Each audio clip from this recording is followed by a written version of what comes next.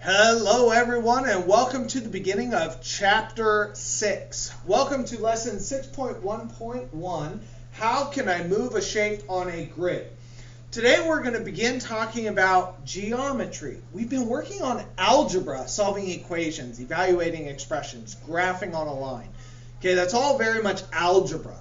Right now what we're going to do is geometry, and we're going to start with how do shapes move in space? Not outer space, just space, like your living room. How would you rearrange your living room? The shapes don't change sizes when you move the couch, right? It's still your couch. It's just where does it sit?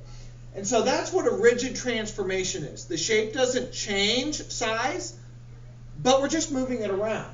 Okay? How can you describe the movement of a figure on a flat surface when it's not moving in a straight line? For example, when you need to move a loose puzzle piece, like this one, into the puzzle as shown on right. What would you do to that puzzle piece to get it to fit?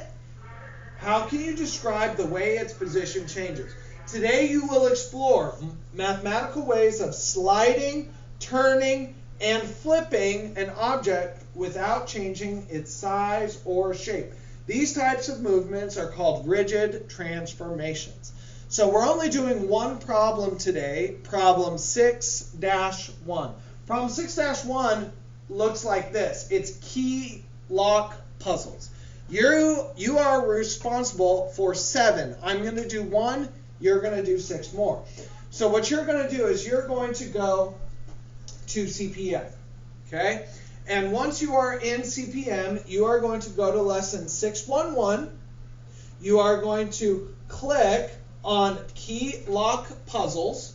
And here we have a key with the blue circle and a lock with the red circle. And what we're going to do is we're going to go through our 3 rigid transformations. You have 3 choices. Notice you have slide, turn, and flip. Side, turn, and flip. So I notice when I do this, the first thing that I need to do is a slide. I need to move it, X is right and left, I need to move it to the left 7 and go down 6. I just know that that's how much it's going to go. Then I press the check mark and notice I got the blue dot to the red dot, but the key isn't in the right spot yet. I need to go ahead and rotate this. Let's see, how much do I rotate? I'm going to turn, that's that center icon. I'm going to turn it counterclockwise 90 degrees. Now watch what happens when I do that. Hooray. I've unlocked the door and I can go to the next puzzle. Now, before you go to the next puzzle, here's what you're required to do.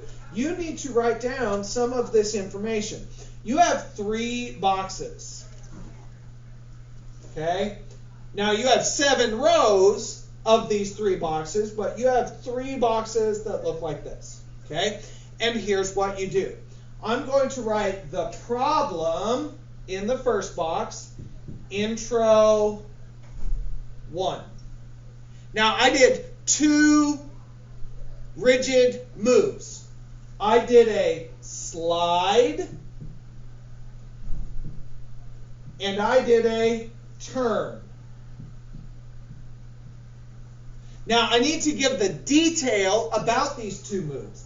That's this information. On the slide, I did x minus 7, y minus 6.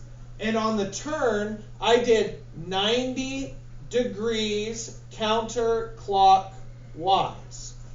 This is how I want you to record your work so that you are responsible for the work that you did. Now, what if I need to do more work? Like, can you only do these 3 moves?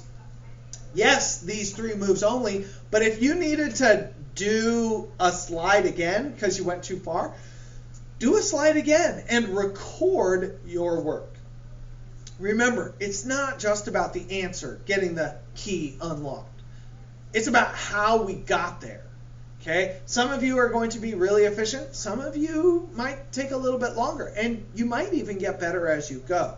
So you're going to go through this and you're going to do intro 1, 2, 3, 4. You're going to do, let's see, after intro 4 is wall 1, wall 2, wall 3. You might even get to the star problems. You might even get to the challenge problems.